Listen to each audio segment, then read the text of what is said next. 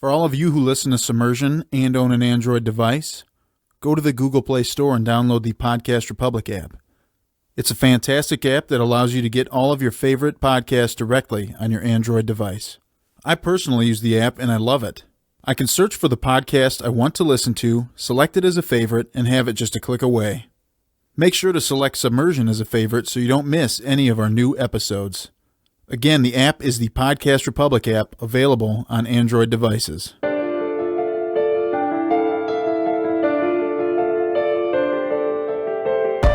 Occasionally, the USS Wet Floater encounters mysteries even deeper than it can explore. In cases such as these, a crack team of experts board our submersible and plumb the deepest depths of submarine pop culture.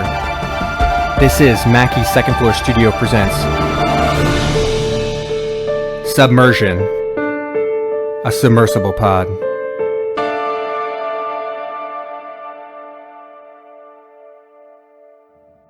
Episode 79. Woo! There we go. Someone else has got to come in for it.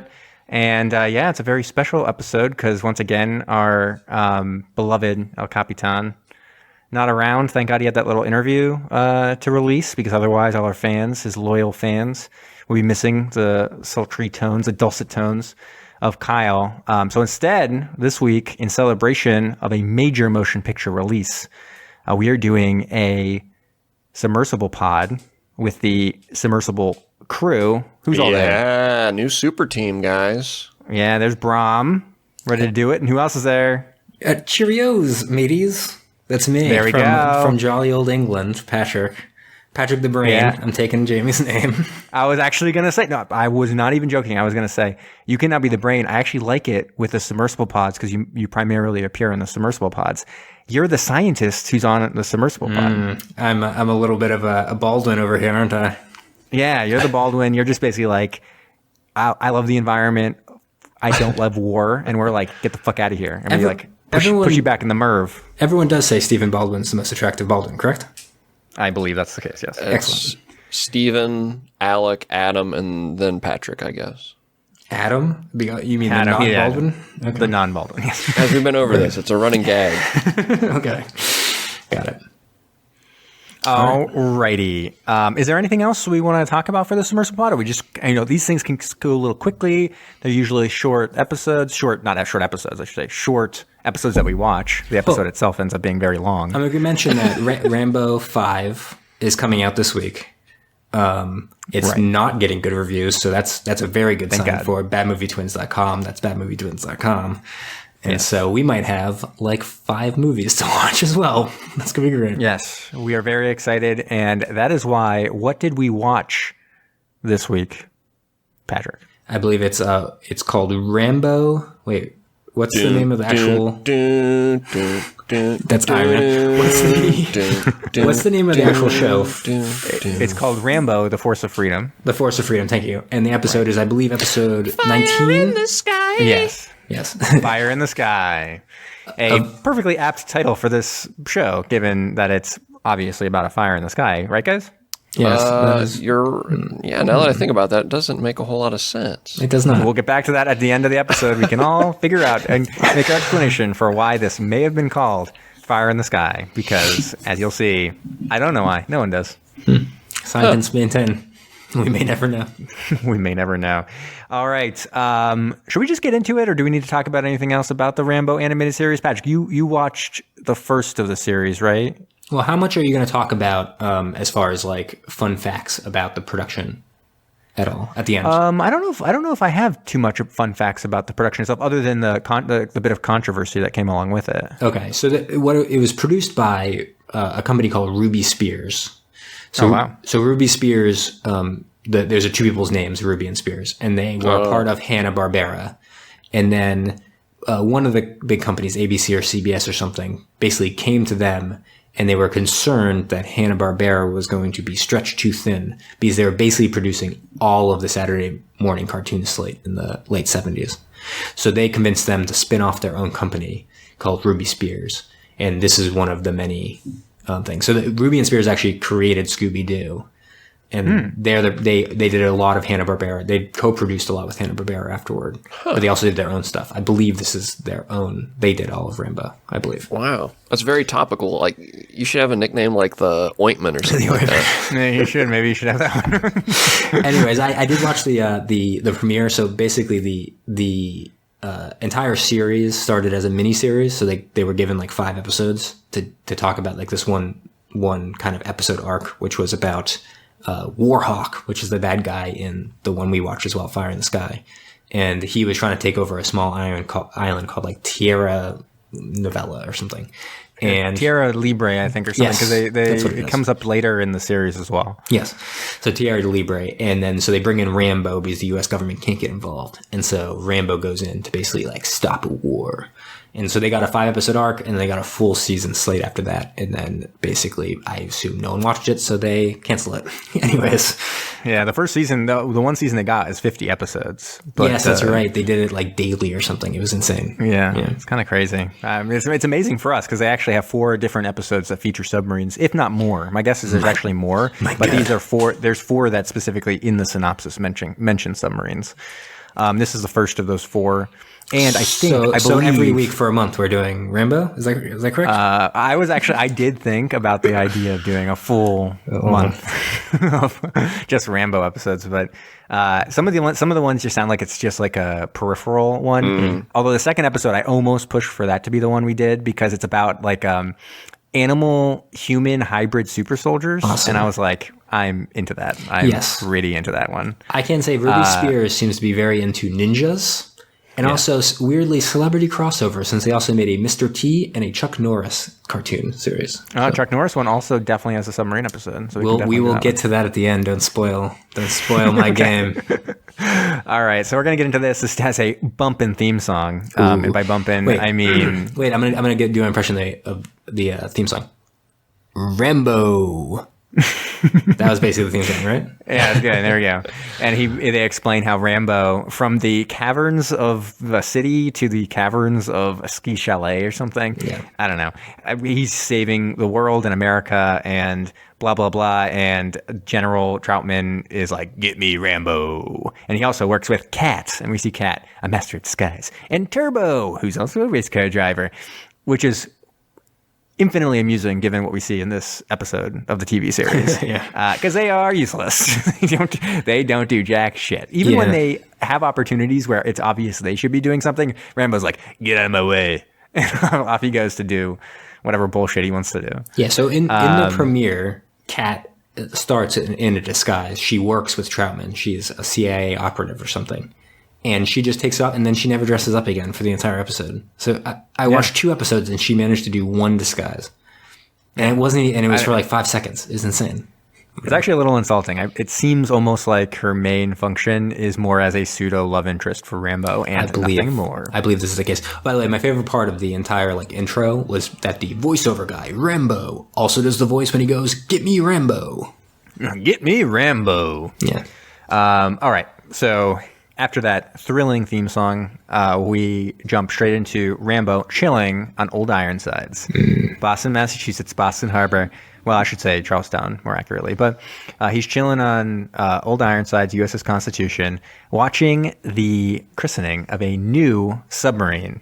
And it's the class that everyone knows and loves, the USS Typhoon, which we come to learn. Class?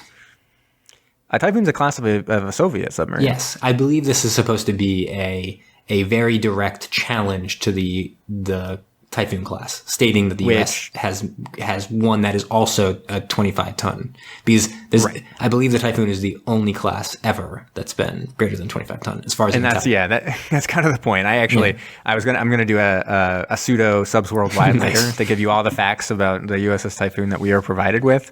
But at first we are told Turbo's just like, that's one fine machine. I wouldn't mind cruising around in that submarine a little bit. And everyone's like, great, Turbo, who are you? And he's otherwise useless. Literally, a captain comes up, and Rambo's like distracted. He's kind of just like watching over the side. And he's seeing the lady. Honorary. Oh yeah, he's ogling some blonde in the audience. The bad guy. He's spying the bad guy, being like, she's acting suspicious. Right, by walking around. Is that right? Maybe he's just a weirdo and he ogles ladies. I don't know. I think he's a misogynist. He's like, what would a lady be doing here? And she has no business here. And then they get the honorary captain of the U.S. Constitution. Captain Barker shows up, and Rambo, super busy. He doesn't really notice him, and they're like, "Rambo, are you awake?" And he's like, "Sorry, General. Hey." And he's like, "What do you think of Old Ironsides? What do you think of my boat here?" And he's like, "I dreamed of it as a child, fighting Barbary pirates." And I'm just like, what the fuck is this? So weird. Given who Rambo is in the first movie, which, full disclosure, is the only Rambo film I've actually seen. He is a soldier from Vietnam who has PTSD and basically is like shit on by normal folk because they like blame him for the war or whatever. And he kind of like lashes out due to that. He's like unfairly discriminated against and all that.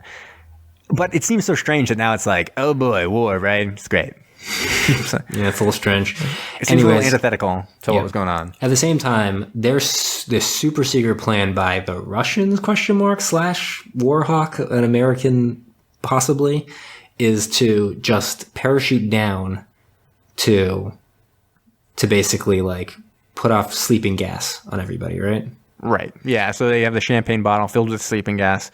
He parachutes in, they set it off, they steal the submarine, and Rambo's like, oh, and then they also have some other operatives on another ship, a sailing ship, which seems really strange as well. Really dumb idea. And also, at this point, the blonde woman is like, we're ready, it's time. And it's just like, obviously it's time. He has to take the place of the he knows when he's supposed to come out on the parachute. Right, he has to land on the thing. Yeah, even the announcer's like, time to jump. But the lady's like, it's time to jump. And it's, how would you know? Like, you're not, whatever. I was very supremely confused why she was even there.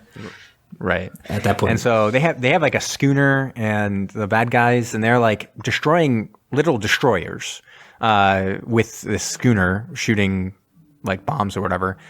And Rambo's like, you ready to take the Old Ironsides back on the sea? And the captain's like, yeah, obviously.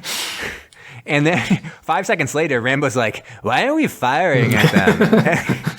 And they're like, oh, well, nothing actually works on this boat. It's like, then why do you take it out? I don't understand. Like, why did you take it out? You seem so jazzed to go sailing in this boat when nothing on it fucking works. So then he uses the little thing on the top of it to like shoot stuff around. It's like the signal ceremonial cannon, yeah. And he he gets a sword. So before this, he gets the sword. He transforms, right? So we have basically an Iron Man like transformation. Yes. At this point, where we get to see him basically shirtless. Awesome. He puts on his bandana. Double awesome. And he gets his knife and stuff like that. Yeah. And also he's given a ceremonial sword. And this one is saying, not Rambo, just any sword, man. What? What's that? I am Rambo, man.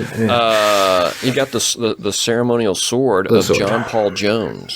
John Paul Jones, the breakout star of Bachelor in Paradise. That is, and also the bassist of Led Zeppelin. Right. Yeah, there's a lot of people named John Paul Jones when you actually search on the internet. Right now, it's actually, surprisingly, the character from Bachelor in Paradise and Bachelor is currently, I think, top of the list. If you search John Paul Jones, they're talking about his relationship. Well, he may or may not be on. He wasn't born at this point, I don't think. I imagine he was not in his 20s. Yes. This is an antique sword belonging to a pirate. No, John Paul Jones was a U.S. famous Navy captain. Admiral. Yeah. Yeah, he has kind of a sad story associated with him in particular, but still, because he kind of like went into the service for the Russians. Ironic, wouldn't you say? And then died when he was like 40. He was just found dead in his apartment. That's sad. Yeah. And then he was eventually brought back to the United States, and there's like a picture of his corpse on Wikipedia. Because they dug him up and then buried him again, but they were like, we better put him out and for display. This is upsetting me. Give me some more of those bicep shots of. Yeah, I was gonna say actually, my main question for this one is, what did you guys feel was the most impressive muscle group of Rambo's bodacious physique? Okay, so in my opinion, Rambo is all about those popcorn muscles, right? He's just working out. He's just working out the chest and the biceps all day. That's what the ladies love. That's what I'm going to give the ladies. So I'm going to say the biceps. Boom, bam, bam. And I don't think the show disagrees with you, because the only real focus we ever get is the biceps popping when he's like lifting something. Boom. That's why he does only the popcorn. Boom. Right. Brom, what do you think? I was checking out those glutes. Ooh, I do love a good set of glutes. Behind a little bit of cloth, but they're there. They're there. I was gonna say you're looking hard, because a lot of it was exposed. Those glutes covered up. We did not get a nice hot tub scene like an Iron Man to show off those glutes. No, that would have been good.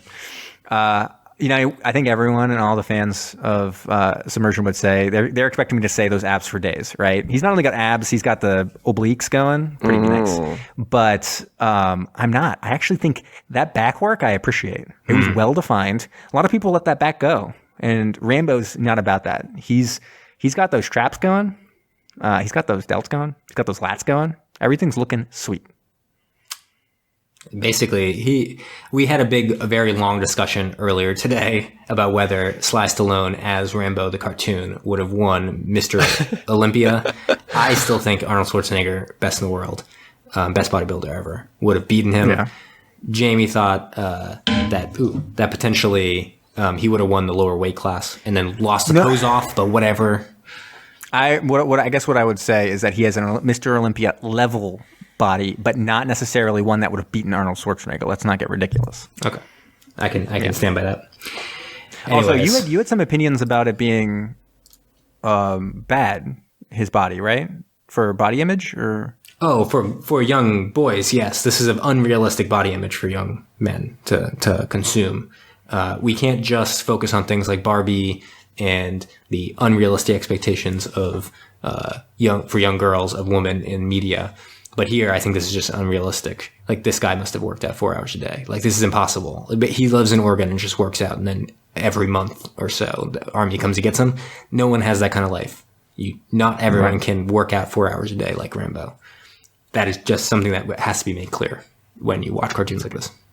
That's like all good point. Yep. So anyways, Rambo, ready to go. Sword, shirtless, bandana on, fires his cannon, totally knocks down the mast of this boat with a ceremonial cannon, already pretty sweet.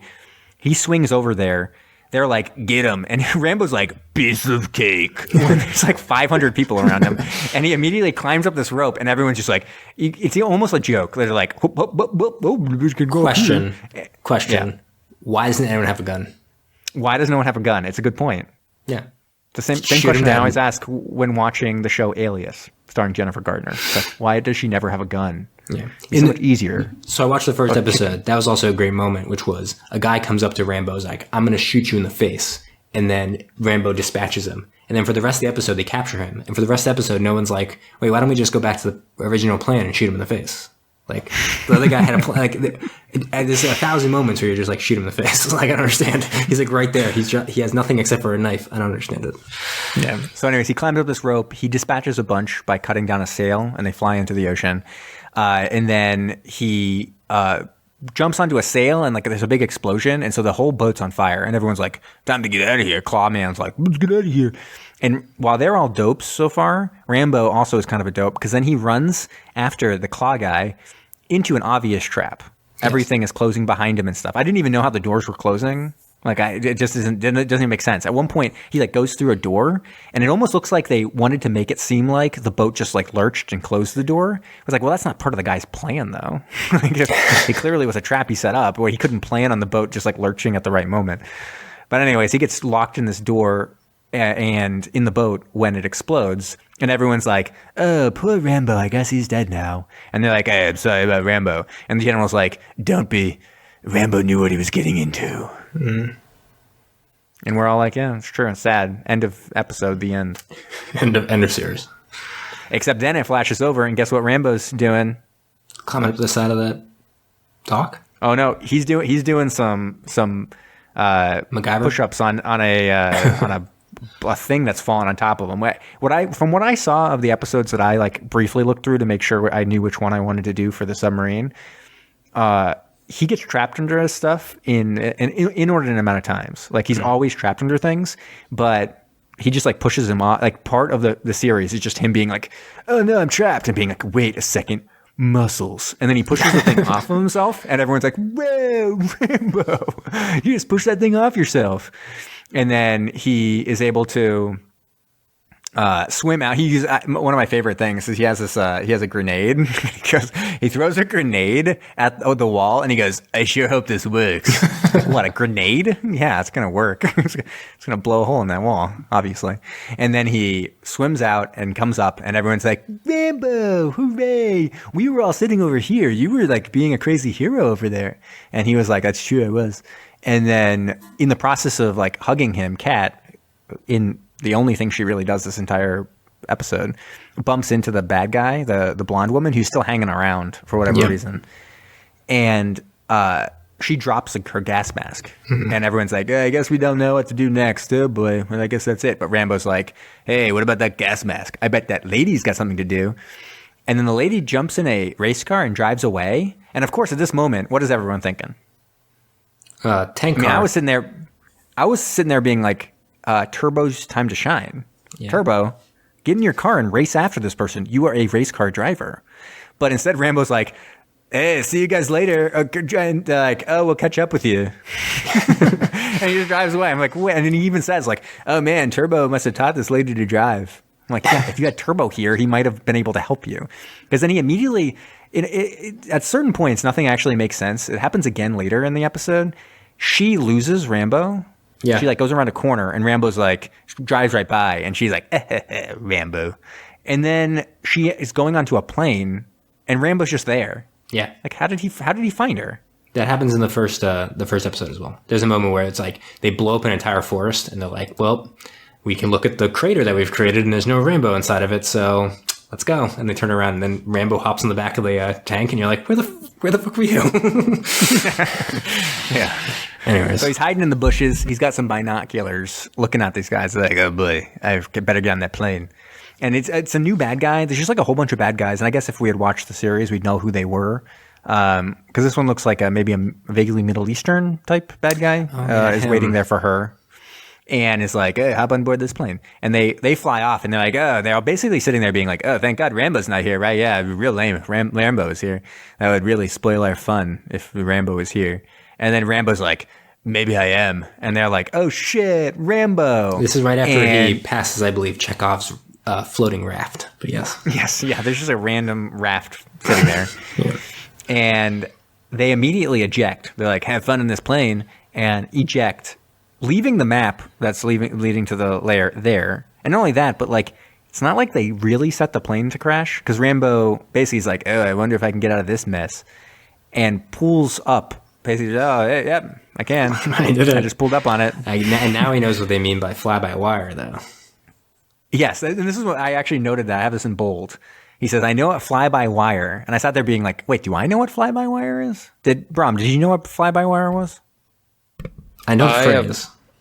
I've not heard that before. I've heard like fly by the seat of your pants and shit like that, but I've never heard of fly by wire. He should have used the seat of his pants to tie up the good call, the thing, and then he could have said, "I know what it means to fly by the seat of your pants."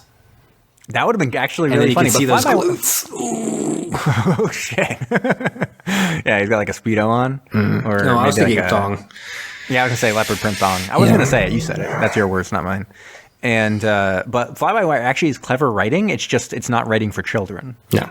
Right. Like, because fly by wire is basically also not writing for pilot. 30-year-old men, apparently. No, yeah. It's autopilot. Fly by wire is like a term for autopilot versus manual. So it is funny because he ties it up with a wire that totally so makes that he sense. can leave. And he says, now fly by wire. And it's like, oh, that's actually really clever. That's actually a really cleverly written line. It's just no one could possibly get it. Yeah. Who fucking knows that? Who knows that? No one knows that. Yeah. Smash cut to, I believe, them talking about, I'm not going to call it a submarine. I believe it's a submersible that Turbo's created for him. So he jumps, you forget, he jumps out of the raft. Yes, in the raft. He jumps out on the raft. Chekhov's One raft. question is, where does the plane go? Into no the one ocean. knows and no one cares. Yeah, to create a beautiful fish reef, Jamie. Oh, good call. Wow, actually, always the environmentalist. Right. Yeah, Captain Planet would be the second half of this episode. Yeah. And also, how fast was he going when he jumped out on that raft? They must have been going, what, like 150, 200 miles per hour? Yeah. He'd be like obliterated. The raft would 100% not survive. He would just be in the ocean. Yeah, I didn't even think about that, but yeah, he would have just pink mist on the ocean waves. So finally, his useless friends show up. They're like, "I told you we were gonna catch up." It's like, Jesus Christ, guys, like, do something. Like Rambo literally so far has swung from one ship to another, sunk that ship, making the things, got out of the ship, survived, gave chase in a car, and then flown on a plane, saved himself on that plane, got a map, and jumped out of the plane on a raft. Like, he did all those things. You basically were in one place and then they you cruise went up to on a another speedboat. place. And they're like, hey, Yeah. Rambo? Yeah, gotcha. Great. So anyways, they're like, okay, we know where they're going. They're going to be trying to sell this submarine to the highest bidder. Rambo, you go on the submersible, an XT-220. And they're like, oh, turbo, is this one of your gadgets? And he's like, hell yeah, it is. I'm like, thank God you're doing something. And then Rambo's like, runs like a dream, I hope. Probably that dream with the Barbary pirates that I mentioned before. I hope. That would have been good. But he uses the oldest trick in the book. They see a yacht, a luxury yacht going for the meeting. And he's like, there's my ticket into the lair. Because he goes, he kind of like skirts underneath the boat past like the defenses, which is something we've seen in a lot of submarine movies. Then he uses some fancy moves. He sees that there's like a laser grid, like keeping him out of like the place he wants to be. He's like, I better get there. And then he sees that blonde lady again. And it's like, yo, lady, why is a high-class lady like you, doing with a bad guy like that? And she's like, he promised me the world. And Rambo goes, the world is not enough. Right? Right, guys? Did he actually? I can't remember that. No, he didn't. No, that's a James Bond thing. That's a James Bond reference. Oh, I knew. I was like, did James Bond steal this from Rambo the Animated Series? I don't understand. Right. And so, and then she's like, and now you're going to get it. And does a fancy like wrestling move on him. And he immediately backflips away from it and like locks her in a room. And I was like, that was incredibly strange. What's even stranger is that he then opens this laser grid, passes through it, going nowhere. He basically runs to the end of a dock. And the bad guy's like, you better not go in that water because there's sharks in there. And he's like, I'd rather be in there than with you. It's like, well, why'd you go through that laser grid in the first place? It's so crazy. Like, you literally ran through a laser grid into the place you wanted to be and jumped straight into shark-infested waters. That's all you did. Yeah. At no point did you even try to get into the submarine. Sorry, was this the point when Warhawk was doing his pitch? And he mentions the 20 fully operational SSN-20 SLBMs? It doesn't even make sense. Those are Russian missiles. Yeah, those are Soviet missiles. For the Typhoon class. That's what the Typhoon class had. All they did was lift Typhoon class facts off of an encyclopedia. I'm not even sure back in the 80s what people did. Do they have like Britannica? Exactly right. And then they were like, I guess this is what we do. You didn't have any creative juices to make up words that weren't just Soviet stuff. Obviously, they wouldn't have Soviet missiles on their submarine. Like, come on. It's an American submarine. Jamie, they took out the T index of the Encyclopedia Britannica, flipped it over to Typhoon class submarine. Went down there. Typhoon even well known at this point? Only 2 years earlier was Hunt for Red October published, and it was kind of like a secret submarine at that point. Anyways, I don't know. They must have an insider, probably some kind of like whistleblower or something, leaked the information to them. But anyways, yeah, he does a fancy pitch. Whatever. He jumps. Let's get back to the important stuff. Yes. He jumps like a majestic dolphin into the water filled with majestic dolphin-like sharks. And it's funny because he's like, he obviously sits there and they go, oh, I'd rather be in the shark-infested water than with you. Cool. What's your plan? The plan is to befriend, the sharks? Is that right? Like the plan is just to become friends with the sharks? Animal friend. Yep. Yeah. Because he's an environmentalist. He's literally riding around on sharks. This is no joke, guys. I'm people talk about it like, yes, obviously the captain of the Typhoon class had his dick out in this film, in this show. They had to blurkle it because it's a kid's show, but it was there. And so like, yes, that's true. But what's also true is this about sharks. Like, I'm not lying. It sounds so crazy, but Rambo is riding around on sharks. They literally like, he's riding away on a shark. He's getting away on that shark. And he's like, leave him. We got to get out of here. And then Rambo proceeds to ride back in on a shark friend, and says like, time to get on that Typhoon class, and sneaks back onto the Typhoon class. It's nuts. It's weird. Anyways, so they end up going onto the sub. Rambo's there. He's like, oh man, I got to find some like supplies or something to do, to take care of business on the submarine. He finds some flares, goes into the main area, goes like, hey, ready for some like dynamite, like what action, and like throws the things in there, and they're like, oh shit, dynamite. I'm like, whoever. I would not even think flares are dynamite. They look like flares. I don't know. I think I'd fall for it. You would fall for flares with they would have a fire shooting out of them. Being dynamite? If you're in a wartime scenario or a combative scenario. He's also throwing the dynamite. Yeah. If you're in a combative scenario, like on pins and needles, and a guy's like, who wants some dynamite? Or whatever the shit he said. And he chucks those at you. I mean, I think like the initial impulse is to get out of there, even if it might be a flare. I would be like, you're killing yourself, because if that's dynamite, it's going to explode on impact. But I'd also have a gun, and I would just shoot Rambo in the face. Yes. Right. It all would be like, oh, and then you look down on the flares and be like, oh, I guess they're flares. Yeah. Or just like wait 5 seconds and realize that nothing blew up, and just be like, oh, I guess they're flares. And then, so he quickly reprograms, and this was where, he was reprogramming the submarine, and it was like, place Dick on scanner, and he's like, damn it, because it had to know who's Captain Dick to like listen to, the computer screen or whatever. And it was a weird scene because you really couldn't see anything. All you could see is like a sweet bun, so they had to shoot it from the back, and his glutes were looking sweet, right, guys? I don't remember the scene. I think it was. I do feel bad sometimes making jokes like this, just because we have this whole interview with a guy, an actual captain of submarines, about his game that he made. He's talking about how like, through time, how he's become more mature over time. And I do wonder, like, if he's listening to this episode. Probably. I guess the only thing I could say is that we just haven't matured like he did. Yeah, I was a little disappointed that Kyle didn't ask him about whether the captain's dick maybe a trump card could be created for the game where you pull out your captain's dick. He may or may not have edited something like that out he edited, episode. Kyle said in an email I saw to Andy that you said something and Kyle had to edit it out because Andy's grandson might be listening someday. Yeah. I may have included that. I may have included that in my front part of the episode. And then afterwards I was like, Kyle, are you going to edit that out? And he was like, yes. I was like, okay. So anyway... so he reprograms the sub. They're leaving on a helicopter real quick. But Warhawk, being like the psychopath that he is like, if I can't have this submarine, no one can. And like sets a bomb. And they have this whole rigmarole about it being like a conventional bomb and not like a nuclear bomb. It's like, fine, whatever. The helicopter goes away. Rambo, with muscles popping, brings that bomb up and tosses it into the ocean. How heavy is it a bomb? Explodes. Probably very heavy. Extremely. And then not only that, but like, just because you dropped it in the ocean doesn't necessarily mean it exploded pretty quickly. Like, it probably would still do damage to a lot of shit. Yeah, I'm looking at a bomb. I'm looking at this thing, and it's like the lightest torpedoes that you could find on any submarine ever, basically, from what I can tell, were like 500 pounds. So he's just like, I would imagine he must be just deadlifting like 500 pounds and like walking up to the.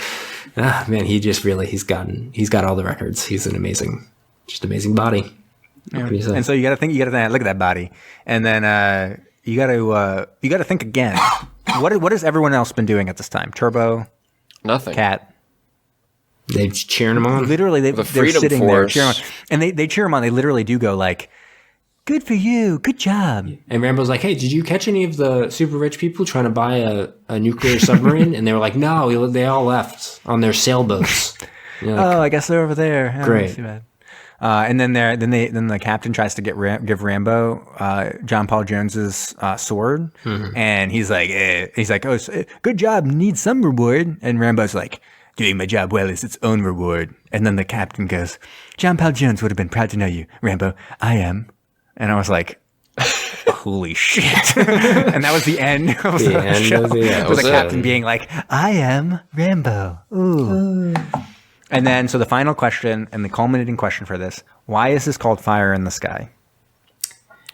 I don't have a real good answer for that. Would you have preferred Smoke on the Water? Very good. Yes, I would have. Yes, I would have. But now, who did Smoke on the Water? Is that the band? Yeah, Deep Purple. Deep Purple. I was going to say it's Deep Purple. I know very few things, but I didn't know. Why are you that was saying Deep if it would have Purple been Led somehow. Zeppelin, it would have been perfect? Exactly. Brom. That would have been good. John Paul Jones, right? Yeah. Brom, would would've you been. say you're good at music trivia? Yes. Do you want to come to the United States the UK and Already there, Patrick. and do our pub quiz with us because we're terrible at music. It's our missing piece. I wish I could. I enjoy that very much. Anyways, Fire in the Sky. I think it's because Rambo is in this moment a beautiful phoenix rising from the ashes that was the first movies. Broken man. This is the first moment when he's remembering the dreams of a child, of the Barbary Pirates, and he's realizing that he can dream to be more than the Barbary Pirates. He can dream to be John Paul Jones. Fire in the Sky. It's beautiful. And his spirit's on fire in the sky. Yeah. Also, maybe it's this is the one where they're revealing that he's a heroin addict and his body's on fire in the sky. Interesting. That one I think is I'm less confident in that one. I think maybe it's because just prior to this, they don't mention it, but just prior to this, he had an what's it called? Encounter of the fourth kind or whatever, close encounter of the fourth kind, right? So he saw a fire in the sky. He like went up into the air and was abducted by aliens. And who we're actually seeing in this entire episode is Alien Rambo, which also explains how he's able to pick up that bomb because he got alien strength. Fire in the sky. Good. Cool. All right. All right. So, anyone want to do ratings? Who wants to go first? Okay, I'll do it. Go, bro. Do it. My little talking points here. I unfortunately had to watch this while kind of wrapping up at work because had to cram it in there. So I was less attentive than I would have liked to have been, but I had it there in the corner and I was listening to it. You're a surgeon, correct? Yes. Yeah. And I had it on one of my monitors. I had the scope on the other one there where I was investigating the colon. And I was gonna say he's not. Don't worry, he's not like a brain surgeon. yeah, just a colon. No, I'm a designer, so it's okay. No lives at risk here, but I was able to be attentive enough to kind of recognize that this was akin to Street Sharks. I felt like in a lot of ways, just at the kind of the Fast and Furious pace of the not to reference Fast and the Furious there, the pace of it just flying through, and I think it was kind of the comments that we had when we watched Iron Man and Street Sharks and all of these cartoons from back in the day, just how much they tried to cram in to one episode, and ultimately it's just ridiculous, bouncing around. And then the other thing I kind of noticed that I kind of thought was funny and enjoyed, though, is it's not just Rambo, because I was kind of wondering how they're going to bring, Rambo to life for kids as a cartoon.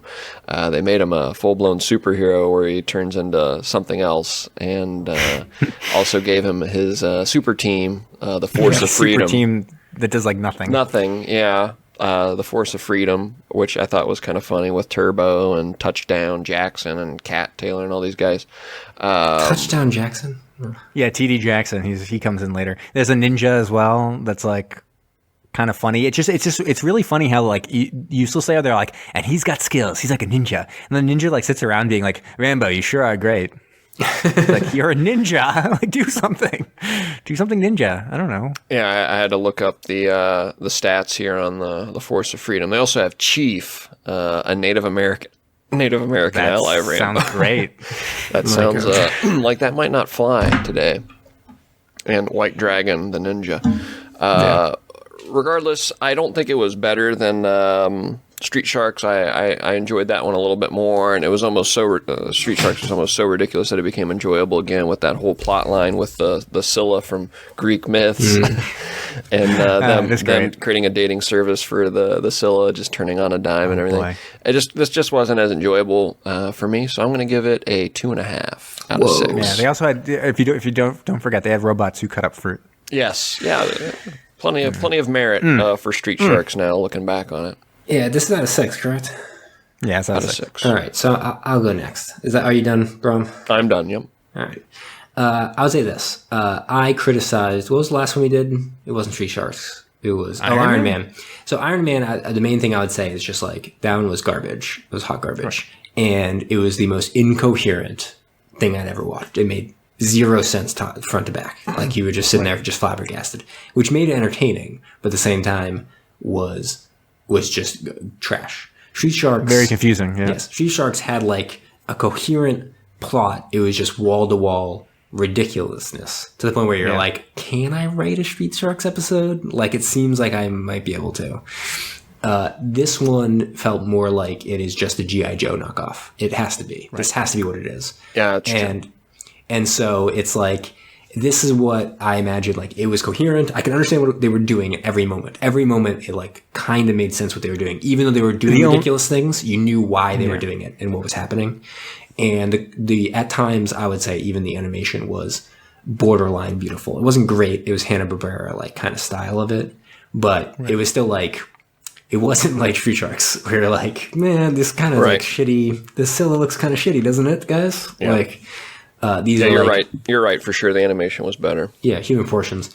So I'm gonna go significantly higher. I feel like I'm tempted to go 4. Whoa. But I think I'm going to go 3.5. I'm going to go 3.5. I think we'd have to revise how we judged Street Sharks as well, because like Street Sharks has been one of the more enjoyable, hilarious ones. I think we were pretty low. Better on theme song on Street Sharks too. Yeah, yes, way better. It's the best one we've had. It does kind of this show does kind of suck, but I don't know. I think I give credit to the animation more than you guys. Like that's basically what I've been always kind of grading all these things on. Is like, is the animation good? Cool. I really don't care about anything else in this episode. Like, is it coherent? Sure. I don't care. Yeah, because what I'd say is that I have watched the G.I. Joe episode about a submarine, with the idea being that we would eventually watch that for Submersible Pod, which you haven't gotten around to yet. But and that one, the animation is considerably better actually than this. Okay. It actually is one where I'm like, it's kind of beautiful. Like they do a lot of stuff with that's really interesting, and the story is a lot better too. So I mean, I think that actually is like it was actually a little bit amazing as you watch it to be like, this is weird and wild that G.I. Joe, I'm actually sitting here being like, they wrote this pretty well. This one falls pretty far below that. I would agree that most things are coherent. Like the plot goes along in a way that has some coherency to it, other than the shark portion of it, which I don't really totally understand him going through the lasers and jumping straight into the ocean to swim around with sharks. That seems very odd to have infiltrated the place only to then try to escape via shark. But I don't know. Like I think I gave Street Sharks like 3 or 3.5 out of 6, and I would go lower than that. I just didn't have it. You gave it a 4. I didn't find it as enjoyable. Did I give it a 4? Yeah. Oh, that's great. So yeah, I think I will come in. See, I was going to come in at 2.5, and I think I'm going to sit there as well with Brom. Okay. Hang out with Brom at 2.5 for this guy. I'm just to be clear, I am officially 3.5. I did not go full 4. Just that. Okay. 3.5. So I'm not too far ahead of you. Right. Because I don't know. I didn't think it's not nearly as good as that. It's clearly better than Iron Man. I feel like it falls almost exactly in the middle between those two in terms of we know what's going on there. I did still find it hilarious and ridiculous, and I just don't understand. Like, it almost seems like the people writing it had one goal and one goal only, and that's, we got to make Rambo be the coolest guy ever. And then everyone else is just like, fuck them. Who cares? I don't care about them.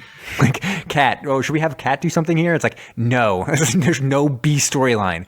It's only Rambo. It's like, well, what should Turbo do this time? It's like, nothing. Don't worry about it. Turbo can say something at some point. I'll say, like, re-going through this episode was far more entertaining to me than actually watching it. I could not imagine watching 50 of these things. I would. No. Hell no. My mind would melt. I don't understand. It would be the same episode over and over and over again. They won't do anything else with him. People ski sometimes, but that's about it. Like, that's about it. Yeah, I feel like that's why I say it's right in the middle. Like, there was a morbid curiosity with Iron Man in terms of just how weird and awful it would be. And then with Street Sharks, I actually feel like it would have been entertaining to watch a few of those because they were so weird. The very special episodes involving drugs would have been absolutely sublime. Street Sharks. This falls right in the middle of kind of just being, It is what it is, and it'll continue to be what it is. One thing I did want to mention about Turbo. Do you know who voiced Turbo? No. Uncle Phil from Fresh Prince of Bel-Air. Oh. That's pretty mind-blowing. That's a good get. Yeah. All right, I'm going to do some trivia. Sweet. Ready for this, guys? Yes. All right. The animated series followed First Blood Part 2. It generated some mild controversy at the time due to it being a children's show adapted from an R-rated film. There was rumors that followed it that psychologists were employed to help the creators make sure that the series adhered to what was appropriate for children. But they vehemently denied this, saying that because they were experienced children's television show makers, that they knew what was good for children. They didn't need a psychologist to help them. That's a question for you. Would you have been comfortable letting your kids watch this, or would you let them watch this? I actually probably wouldn't. I would be honest with you. I don't think it's necessarily a great show for a child. I think we've already covered the quote unquote vaguely Middle Eastern character, and you're definitely gonna run into some racial stereotyping / straight up racism in an early '80s Saturday morning cartoon. It's unavoidable. It's gonna be terrible, and I just don't. It is so. What's the word? I'm looking for a word like jingoistic, but that is what it is basically. I would feel uncomfortable being and this is why America's great, because we have extra military forces that we send into foreign countries. So, what is happening, Rambo? What? Yeah, this is not your, the military is we can't get involved, but wink, wink, maybe American citizen can. What? Anyways. Yeah. Exactly. That's exactly what I would say. It's the jingoistic nature of it. I just don't think for the age that this is aimed for, that age, no. Maybe later when they can look at it with a critical eye, but who in their right mind is going to watch it with a critical eye then? It's crazy. It's made for no one. Children shouldn't watch it, and then those who could watch it effectively are too old for it. So, no. Yeah. Bam. So anyways, the female Savage agent Varinia appeared only in this episode of the series, the blonde agent. Well, she was terrible. Yeah. Savage stands for Specialist Administrators of Vengeance, Anarchy, and Global Extortion, in case anyone was wondering. The background game was absolutely sublime in the 80s. I just loved him being that's savage, given that that's a phrase people say now. Mm-hmm. They always have goals for world domination until they end up fighting the Force of Freedom, especially Rambo. It's not the only acronym in the film either, or in the show. CAT is actually an acronym. It stands for Catherine Ann Taylor. Okay. And then the football playing member of the team is T.D. Jackson, and that also is obviously stands for something. I don't know. Touchdown Jackson. I'm always interested when directors or writers of an episode like this have written or directed an actual major motion picture release. This one, there didn't seem to be anyone in this because, as you said, the writers and directors were mostly involved with Hanna-Barbera, so almost all their credits are TV movies or television shows associated with those properties, like Huckleberry Hound and stuff like that. But one of the directors did, in fact, actually direct an actual film. Charles Nichols was the director of the 1973 animated film Charlotte's Web. Interesting. While looking up a bunch of the Ruby Spears stuff, there was a couple guys, they were definitely involved with the guy who created Yellow Submarine, the Beatles film. Oh, wow. So every single time I tried to search one of the other series and Submarine just to see, it would come up with Yellow Submarine, being this guy made Yellow Submarine. That's not what I want. Get out of here. So Neil Ross was the voice of Rambo. He was also the announcer for the 75th Academy Awards. Which was kind of interesting because this show actually won 11 Academy Awards, including Best Picture. Excellent. Yeah. And then, obviously, this animated series had a star-studded Hollywood cast. But if you could also include some of the star-studded Hollywood power players that were in the other Rambo properties, who might you pick? And that's said somewhat ironically because, as you'll see, Rambo never really has any stars other than Sly Stallone. I think it's in his contract. It says no one else can be in these films with me. Other than the first one, where Brian Dennehy is in the film, and he is a well-known actor. So where would you have liked to see Brian Dennehy, perhaps, show up here? He could have been the Admiral. Yeah, I would say the Admiral as well, right? How do you spell Dennehy? D-E-N-N-E-H-Y or something? Yeah. Oh, that guy. Yeah, he's definitely... We've seen him in, what was that one that was the sunk boat? He was in the one where the boat was sunk, I think. And they were trying to rescue it. It was near a... You do realize you did an entire cycle with Submarine sank, right? Right, Grey Lady Down. That's what I'm thinking of. I believe he's in Grey Lady Down. Okay. Gotcha. I might be wrong, but what about Steven Berkoff? So you might be like, who? He's from the second Rambo movie, but he was Orlov in Octopussy, and then Victor Maitland in Beverly Hills Cop. So he was the bad guy in Beverly Hills Cop. Oh yeah, I recognize this guy as well. So let's go with Warhawk. I think that's right. Unless you wanted to make him Rambo Claw guy or whatever. Think so. It's also from the girl with a dragon tattoo. The tattoo. Girl with Dragon Tattoo. And then what about Kurtwood Smith? He was the dad on that 70s show. Red. Wow. I would make. He was in the third Rambo. So I would have said the other guy would have been the Claw guy, and he would be Warhawk. Nice. Yeah, I like that as Warhawk. Just RoboCop style. Just be like, this guy looks like a nerd alert, but he's also, he'll just slice your face off. So don't mess with him. And then the fourth film, just called Rambo, I believe. Matthew Marsden, and who we all know from Atlas Shrugged Part 1. Oh no. Yeah, he was basically not enjoying. If you look at his filmography, it's basically every film is a bad movie. So but no one knows who he is, so who cares? He's the Russian guy who parachutes in. Yeah, he can be someone random. He doesn't even need to be anyone. He can be whatever. Turbo, because Turbo doesn't do anything. He plays the shark that Rambo befriends. Cool. And then I couldn't see there. Literally, this fifth film, it's almost like they're going downwards in how many actual actors are in these movies. Because by the time this new one's coming out, no one has done anything. It's basically the only other actor in it is Mexico, because he basically seems like Rambo just runs around Mexico a whole bunch, and it's like the only thing the film's about. Everyone else is like bit stars and stuff. So like, it's only Rambo anymore. So there's nothing there. But Ed Harris, he was actually, so they were going to do a Rambo prequel, and he was going to be the bad guy in it. So prequel was called Rambo: The College Years. Yeah. I thought you were going to say they didn't do a prequel and Ed Harris was going to play Rambo. No. Young Rambo. Yeah, it's called a bad guy named Sleeves. It's mostly just about an idealistic Rambo clashing with Vietnam War protesters, because of course this would be before his experiences in Vietnam War. But they find him and the protesters find common ground, blowing away vaguely Middle Eastern terrorists that hold the college hostage. Right. So Ed Harris is named Sleeves because his character wore only sleeves the entire duration of the film. Like the those sleeves that like NBA players wear. Yes. Yeah. It's the only article clothing he had. Wow. Yeah. Did he wear one on his package as well? No. Why would he? I don't know. Let's not be ridiculous, okay, guys? He's wearing sleeves for his arms. That's it. Nothing else. Yeah. Nothing else. All right. Very quick Phantom Zone. It actually wouldn't be quick, just to be clear, because it is somewhat hard to actually get from this to other stuff, but besides the point. Engage the Phantom. Phantom's engaged, sir.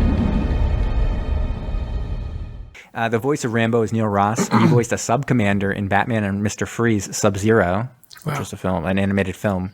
And I found that kind of interesting because he played Rambo here, and then a submarine commander in another film. Mr. Freeze, and that is voiced by Michael Ansara, he played Miguel Alvarez in Voyage to the Bottom of the Sea, another film we've watched. And I remember that being a particularly hard film to get through. I think we had to go through Neptune Factor, and then through like Ice Station Zebra and all kinds of movies before we finally got back to Phantom. But obviously, we know that we can do it, and all those movies kind of sucked. So why are we gonna talk about them? Cool. All right. Then should I even do the subs worldwide? We kind of talked about it, but it was a USS Typhoon. It cost $225 million to build. That's the first thing we were told. Yeah. They asked what was on it, right? And of course, we get the very precise answer. You name it, and it's got it. That's an official statement by the commander. Very lightweight torpedoes. Yeah, it carries 20 fully operational SSN-20 missiles. Those are Soviet missiles carried on a Soviet Typhoon-class submarine, and it's the first nuclear sub in the 25-ton class. Again, that is the Soviet Typhoon class, the only class that was a 25-ton class. So basically, it's just a Typhoon class with an American flag painted on the front of it. Yes, they still. And now you can buy it, and that's it. Maybe the previous episode was Rambo, becoming a Soviet spy for years, falling in love and creating a family, and then coming back with this Typhoon class. Right, yeah. He steals, like, the previous episode is just him stealing a Typhoon class and like, great, I guess we'll christen it tomorrow. Yeah. You know, this is the episode that follows of him, like, watching. It would explain why he's watching the christening. He's like, cool. Yep. All right, that's all I got. Brom, you got anything? All right. Yep. Tube 3 ready to fire, sir. Commence the countdown.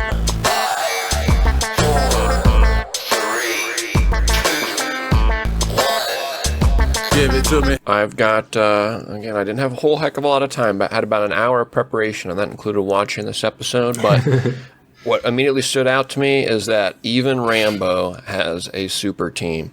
Everybody's got super teams nowadays. Got comic book heroes are more popular than ever. Got all these comic universes. And you know who else has super teams? The cast Golden of State Submersion. Warriors. Oh, Golden sorry. State Warriors, yes. Even that's a good point, Jamie. Even the NBA has super teams. Got the big three, the big four, all of these guys just Yeah, I polarizing guess that to was one team or old the other. news. It's now older that news. team's been dispersed now. So Yes, now there's like a bunch of super teams, which is kind yeah, of what should I getting have back to said? what I it should have be. said the Clippers or something. I don't even know who's supposed to be really good next year, which is good. Yeah. We're getting back to parity. Sure. But my point was, even Submersion has super teams. So what I did is I went back and I looked at every combination of hosts that we've had so far. Wow. And everyone knows this. I mean, everybody's been following. We've got such a huge following. Everyone, goes and they collect their episodes. The first issue of the podcast and everything like that. So these are the top 10 Submersion super teams. I think they should be the only 10 combinations. I might have forgot one, but we'll see here. And then I've got a Submergence score. It is a very high-tech scientific process that renders a score on a scale of 1 to 100. So these are ranked lowest to highest. So we're going to get to our, basically count down our top 10 super teams. So here we go. Number 10 is 2.5 Seamen. This super team's first appearance was episode 2, Crimson Tide. Jamie, Kyle, and Zach. And if you remember, Zach gave a half point to the movie Crimson Tide, which was very unfortunate. He didn't watch it, yeah. That's right. This came in with a Submergence score of 5 points. And you're probably wondering, okay, peel back the curtain here. How did I come up with these scores? I rolled a 100-sided die and assigned them Very nice. to each of these randomly. And this is what we got. So number 9 is Team Tetra. First appearance was episode 55, Sub Down. I don't really remember this one, but I was on it. Team Tetra consists of Brom, Jamie, Kyle, and Patrick. Boom. Yeah, because Patrick had to be on that one. Yes. Why was that? What was Sub Down? I forget. Sub Down Steve was Baldwin. the Stephen Baldwin. Oh, yes. Basically, the impetus for why our submersible is called the Merv is from that one. I believe theirs was called the Marvin. Yes. And it was a movie that my brother actually bought for me, not Patrick, but another brother, because it's not available anywhere. So he bought it. That's right. And sent it to me. Thanks for the insight there. We scored a 33-point Submergence score. Oh, that's good. Good for them. That's pretty good. Number 8 is the OGs. First appearance, episode 1, Phantom. This super team consisted of Alex, Jamie, and Kyle, and they scored a That 38. was- You remember was the these original. memories fondly, Jamie? Yeah, I'm trying to remember. Did that super team ever make another appearance? Probably, right? Alex, Jamie, Kyle? Yeah, for sure. For sure. I'm just wondering if there was ever a time where it was just us three, or if it's always been with additions. But hard to say. I'm pretty sure you guys have linked up a couple times. That'll be a countdown for another day. Super Atragon would be one. I just noticed here just by scanning through. Latitude 0. Or nope, you had Good. Zach on that one. Super Atragon at the very least, though. Next one here is number 7, I believe we're on. And that is the Wet Floaters. So first episode was episode 9, K-19, the Widowmaker. This is the full crew as included in the theme song for Submersion. It's Alex, Brom, Jamie, Kyle, and Zach. And The classic. yep, we scored Yeah, 45 points. It's a little known fact, but 5 hosts is optimal unless you can get 6th. Let's make it happen. Let's get Patrick. Let's get Patrick in on one with the full crew. That episode would go like 3 hours. Tight fit in the submarine. Pretty awful. Everybody's got to have a segment. Next one, I'm losing track of numbers here. Number 6 is the Submersible Boys. First appearance was episode 27, NCIS Sub Rosa.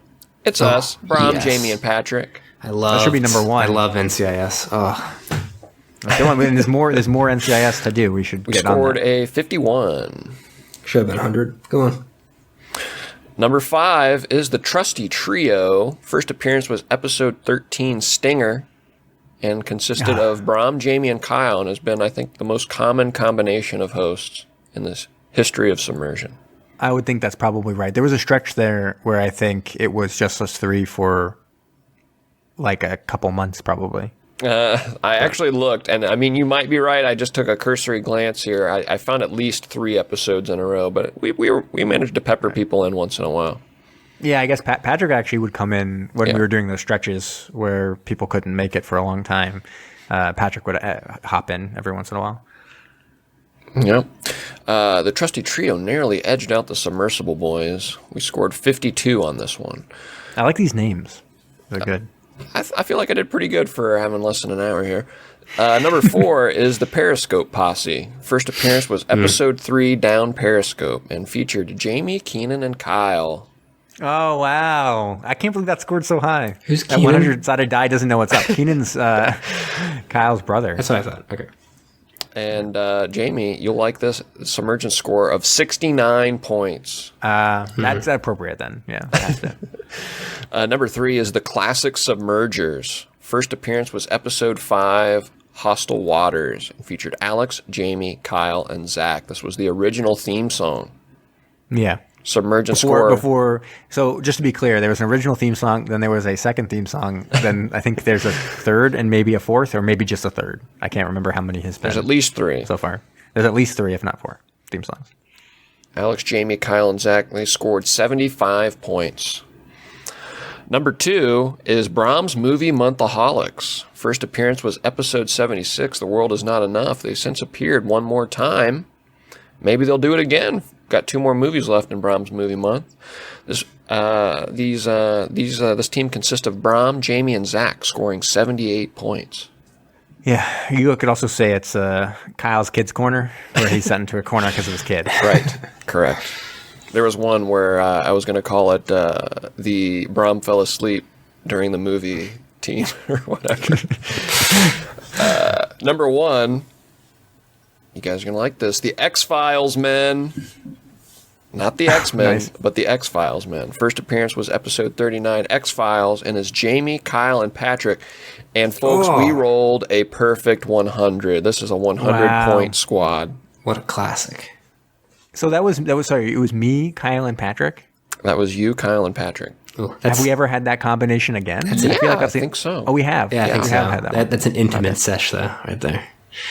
Because Right. you'd be at Kyle's house usually back then. That was also the squad for Morning Departure.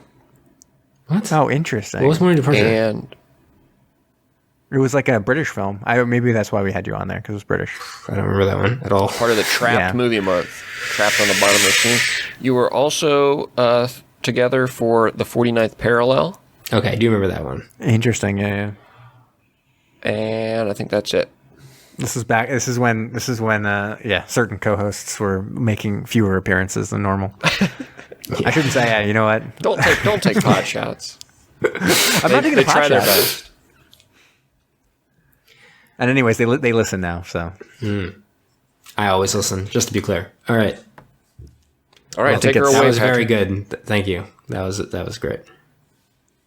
I like what you got for us? I liked how high I stood in a lot of teams. What I have is I looked through the Ruby Spears collection. So the Ruby Spears, it's basically a countdown as well, but I'm going to go quick because we're at an hour at the moment, I believe.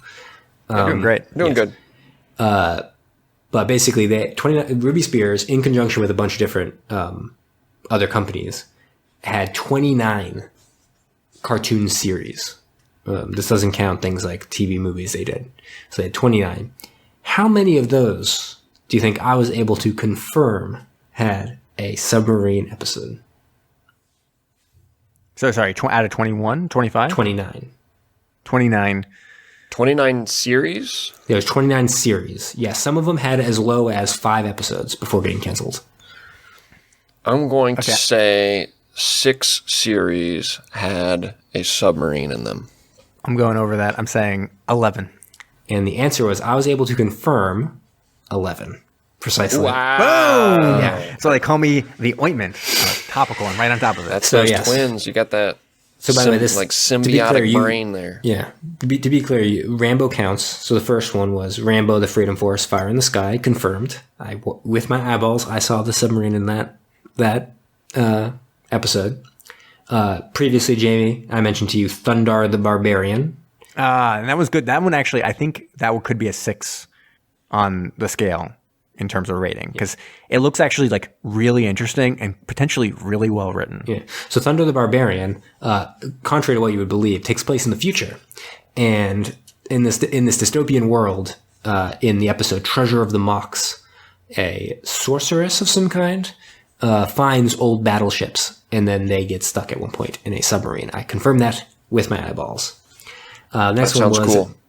Mega Man. They made a series for Mega Man, and they have an episode called 20,000 Leaks Under the Sea. And I confirmed we have to do a whole month on just 20,000 League parodies. So in that episode, I would argue that they have a submersible because Dr. Robotnik comes down in his little submersible. Arguable whether it's submarine or not, but it's definitely submersible, and I counted it.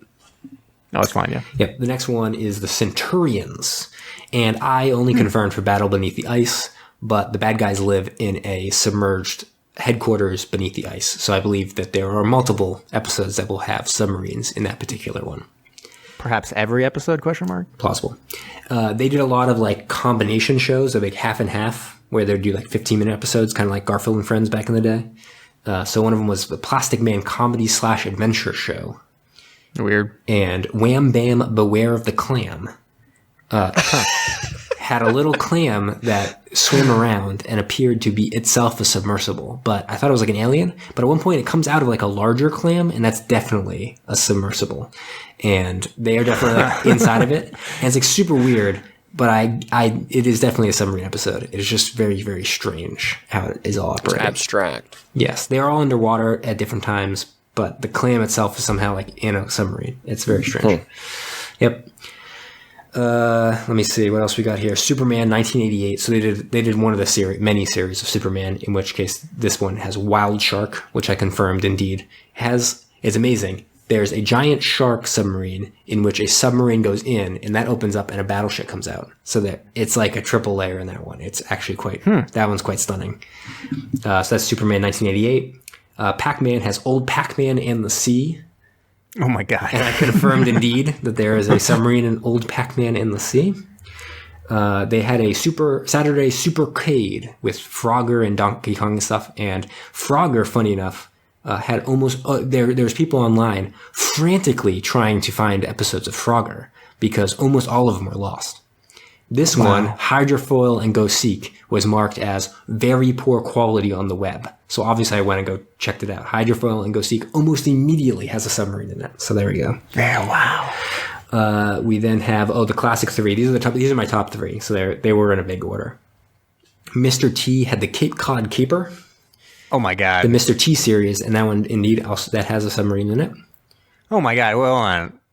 The Cape Cod Caper. Yeah, they go to a gymnastic meet on Cape Cod. Oh my God. Are you How okay? are we not watching this? Okay, let's restart. Okay, everyone stop their recordings. We're going to be watching this, and we'll do that instead for the episode.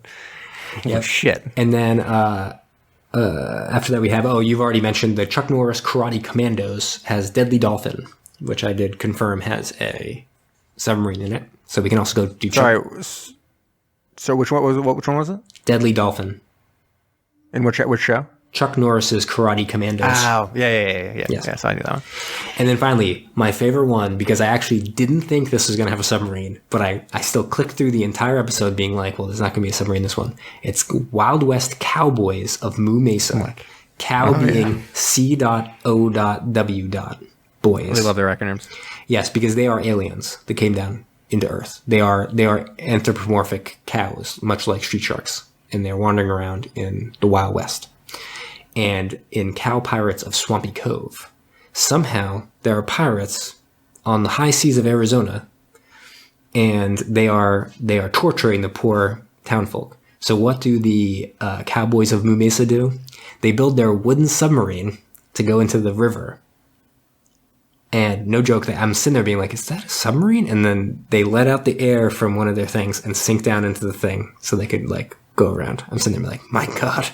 So 11 out of the 29, they somehow have submarines. And this is just one. At least. This is just one of the many cartoon producers of the 70s and 80s. Yeah, because I looked at Deke, a.k.a. Dick Productions, and they had a whole bunch as well. Yeah. So basically, we will never stop watching. Look, how are we doing this every week? Because we'll never run out. Like, it's crazy. Yeah, it really feels like we're gonna be like in the 200s or something. Really, it feels like it. Just doing cartoons. Well, when we're on the like 4th episode of this series and like the 6th episode of NCIS and stuff. Yeah. So there were 5 more as well, just to clean it all up. There were 5 more that I thought were definitely going to have it. So Sky Surfer Strike Watch, I thought the Water Beast would probably have it, but I couldn't find it online. Wow.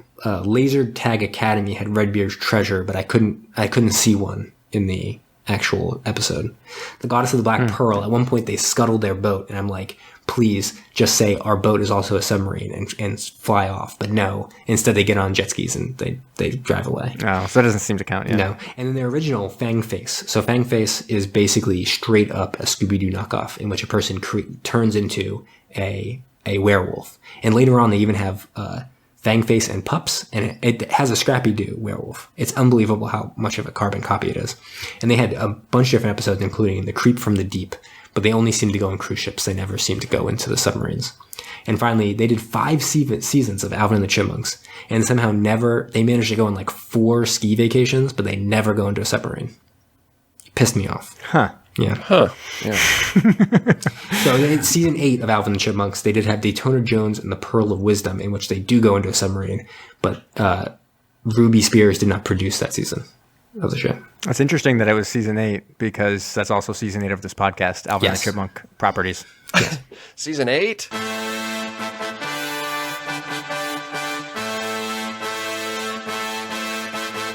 Thanks for listening to Submersion. Follow us on Facebook, Instagram, and Twitter. Don't forget to subscribe for new episodes every Thursday. If you like what you heard, please leave us a rating on iTunes.